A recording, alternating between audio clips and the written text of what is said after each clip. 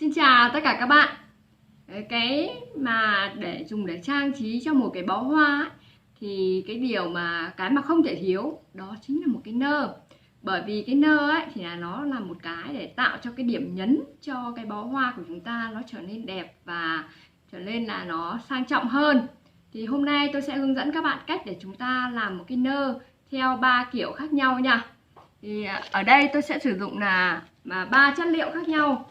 Chất liệu thứ nhất đó là cái bằng ni lông, cái dạng này bằng ni lông hay còn gọi là duy băng thái. Thứ hai là chúng ta sẽ dùng vải, và thứ ba là chúng ta sẽ dùng cái loại nhỏ để chúng ta dùng cách thắt nơ nhỏ nha các bạn.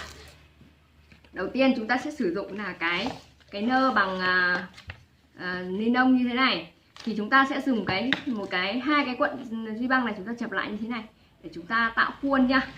Thì chúng ta dùng tay này, chúng này quấn này, chúng ta nhìn này các bạn, quấn nha. Chúng ta quấn tùy vào cái lượng cái cánh nơ mà chúng ta mong muốn thì chúng ta sẽ quấn bấy nhiêu vòng nhá. Đây các bạn, sau khi quấn xong chúng ta sẽ cắt ra, bỏ ra như thế này và chúng ta gấp lại nha các bạn. Đó, gấp để cho nó hai cái bên này bằng nhau này các bạn này, gấp hai bên này bằng nhau để cho cánh nơ nó đều nhau nha.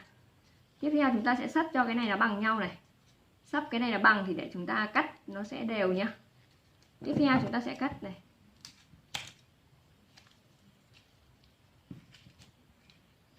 Đây, các bạn nhìn này, chúng ta cắt cái chỗ này nó chỉ để lại khoảng 1 đến 1,5 ly thôi nha. Nếu như chúng ta để to quá là nó sẽ có hiện tượng là nó sẽ bị nó sẽ khó dỡ ra, và khi dỡ ra nó sẽ xấu nha các bạn. Sau đó chúng ta sẽ buộc lại.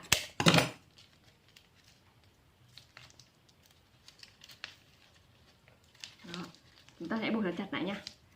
Sau khi buộc lại thì chúng ta sẽ mở nơ ra thế này các bạn nhìn này. Chúng ta cho một cái xuống dưới này, một cái lên trên này, một cái xuống dưới, một cái lên trên. Đó, như vậy là chúng ta dỡ xong một bên nhá. Bên tiếp theo là chúng ta sẽ dỡ này, một cái xuống dưới này, một cái lên trên này,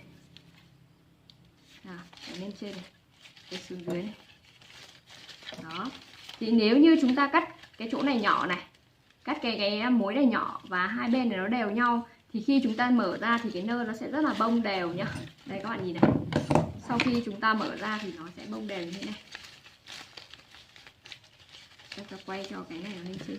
Đấy, các bạn nhìn thấy chưa? Khi mà chúng ta bó vào cái bó hoa nhá thì nó sẽ rất là bông đều. Đây ạ, các bạn nhìn chưa?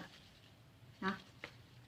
Đó, sau đó chúng ta sẽ quay cái này lên trên này, quay cái mặt phải này nó lên trên, và khi chúng ta bó vào cái bó hoa thì nó sẽ được rất là bông như thế này. Đây các bạn nhìn, thấy chưa? Đó. Đó. Tiếp theo thì chúng ta sẽ với cái cách này thì chúng ta có thể dùng bằng nhiều chất liệu khác nhau nha. Như là bằng vải này, chúng ta cũng làm được như thế này. Đây ạ, bằng vải lụa chúng ta cũng có thể làm được như thế. Đó là một cái cách đầu tiên nha. Với cái cách thứ hai thì chúng ta sẽ dùng để phối hai màu nơ khác nhau để chúng ta phối vào cho nó đẹp nhé. Thì chúng ta sẽ sử dụng, đây tôi sử dụng là màu đậm, màu đỏ và màu hồng nha. Thì các bạn nhìn này, chúng ta sẽ mở ra. Đối với cái cách làm này thì chúng ta chỉ làm bằng vải lụa thôi nhá. Nếu mà bằng vải khác là nó sẽ không đẹp đâu ạ. Đó.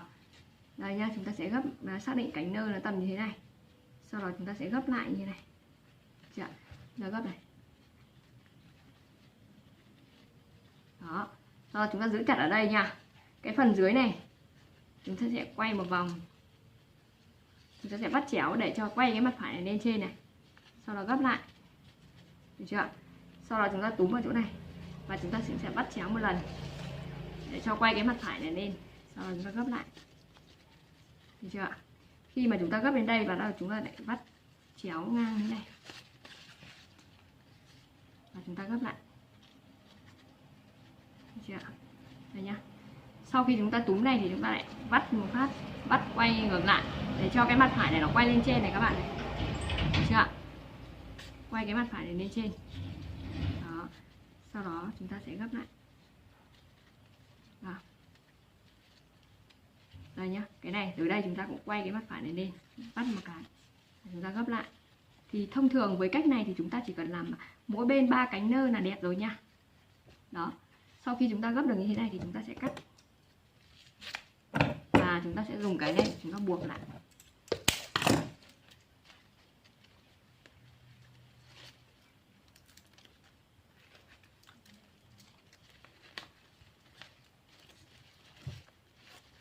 Chúng ta chỉnh cánh nơ cho nó đều nha.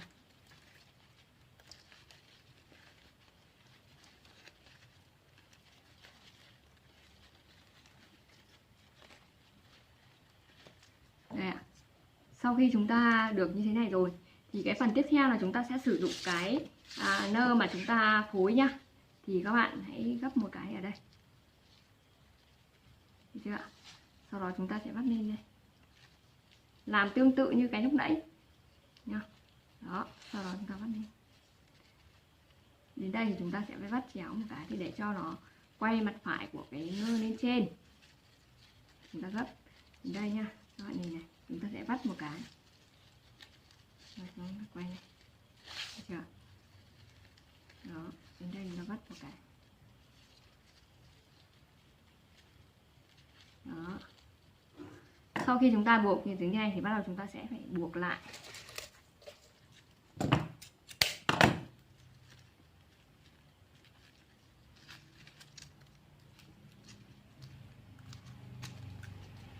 Đó. Sau đó chúng ta sẽ buộc vào cái nơ to này nha.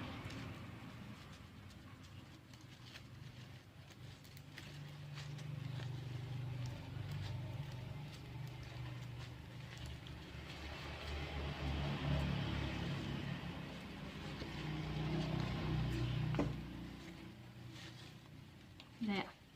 Sau khi chúng ta phải cắt để hai cái đoạn dây này nó dài ra để chúng ta sẽ buộc vào bó hoa nha các bạn. Đây ạ. Chúng ta sẽ dùng cái nơ này để chúng ta sẽ buộc vào cái bó hoa của chúng ta. Đây nha các bạn, được chưa ạ? Và sau đây thì tôi sẽ hướng dẫn các bạn cách để chúng ta làm một cái nơ nhỏ như thế này để chúng ta dán lên những cái bông hoa nhỏ nhá. Đây ạ, ở đây tôi sẽ sử dụng là cái duy băng kim tuyến. Kích thước là cái này là 2 cm. Các bạn nhìn này, chúng ta sẽ để vào đây, để vào ngón tay này. Được chưa ạ? Chúng ta vắt này, hai ngón tay chúng ta xòe ra này, chúng ta để đây. Vòng xuống, được chưa ạ? Lên trên này nhá. Sau đó chúng ta sẽ cho xuống dưới này. Được chưa ạ? Cho xuống dưới này. Được chưa? Đó, sau đó chúng ta quay lên. Quay vắt lên đây và cho cái duy băng vào đây. Đó. Được chưa ạ? Sau đó chúng ta sẽ dỡ ra và chúng ta cắt.